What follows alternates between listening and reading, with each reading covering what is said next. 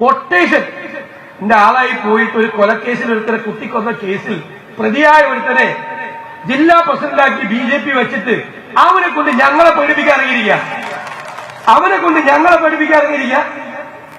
ക്രിമിനലിനെ കൊണ്ട് ഒരു ക്രിമിനലിനെ പിടിച്ച് ജില്ലാ പ്രസിഡന്റാക്കി വെച്ചിട്ട് ഞങ്ങളുടെ കുട്ടികളെ പഠിപ്പിക്കാൻ വന്നിരിക്കുക.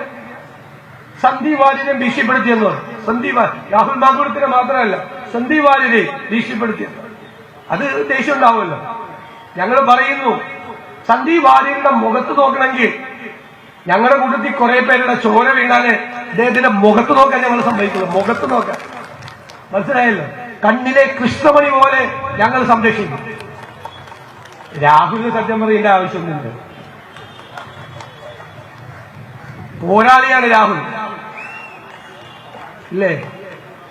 പിണറായി വിജയൻ നവകേരള യാത്ര തുടങ്ങി. കാസർഗോഡ് മുതൽ തിരുവനന്തപുരം വരെ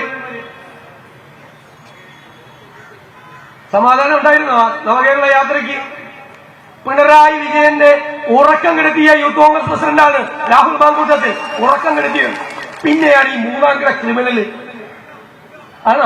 അതാണോ ഉറക്കം കെടുത്തിയതാണ് പിണറായി വിജയന്റെ രക്ഷാപ്രവർത്തനം നടത്തിയിട്ടും ഞങ്ങളുടെ കുട്ടികൾ പോയില്ല. നൂറുകണക്കിന് പേരാണ് പോലീസുകാരുടെ, ക്രിമിനലുകളുടെ, ഗുണ്ടകളുടെ, പിണറായി വിജയന്റെ കൂടെയുള്ള സെക്യൂരിറ്റി ഗാർഡിന്റെ, ഗൺമാന്റെ വരെ മർദ്ദനമേറ്റിട്ടും ആ സമരത്തെ തോപ്പിക്കാൻ പറ്റിയോ? നവകേരള സദസ്, പിണറായി വിജയന്റെ നവകേരള സദസ് കേരളത്തിന്റെ മുന്നിൽ ഒരു പരിഹാസ പാത്രമായി മാറി. അത് ഈ ചെറുപ്പക്കാരന്റെ നേതൃത്വത്തിൽ കേരളത്തിൽ നടത്തിയ ധീരോദാത്തമായ പോരാട്ടത്തിന്റെ പരിണതഫലമാണ്. ആ ആളെ പഠിപ്പിക്കാൻ നിൽക്കുന്നത്. സെക്രട്ടേറിയറ്റിന്റെ മുന്നിൽ 500ഉം 1000ഉം പോലീസുകാർ വരുമ്പോൾ ചെറുപ്പക്കാരെ നയിച്ചുകൊണ്ട് അവിടെ പോയി ഈ തോക്കും പിടിച്ചു നിൽക്കുന്ന, നിറതോക്കും പിടിച്ചു നിൽക്കുന്ന, ലാത്തിയും പിടിച്ചു നിൽക്കുന്ന, ടിയർ ഗ്യാസ് ഷെല്ല് പൊട്ടിക്കാൻ തയ്യാറായി നിൽക്കുന്ന നൂറുകണക്കിന് പോലീസുകാരുടെ നടുവിലൂടെ കേരളത്തിലെ യൂത്ത് കോൺഗ്രസിന് നേതൃത്വം കൊടുക്കുന്ന ഈ ചെറുപ്പക്കാരൻ.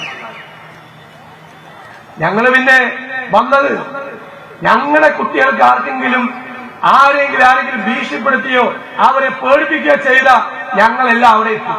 ഒരു സംശയം വേണ്ട, അവിടെ എത്തും. അതുകൊണ്ട് ഇത് ഞങ്ങളെല്ലാം ഭയങ്കരമായിട്ട് പേടിച്ചു പോയി. അതുകൊണ്ടാണ് എല്ലാവരും കൂടി വന്നത് എന്നുള്ള തെറ്റിദ്ധാരണ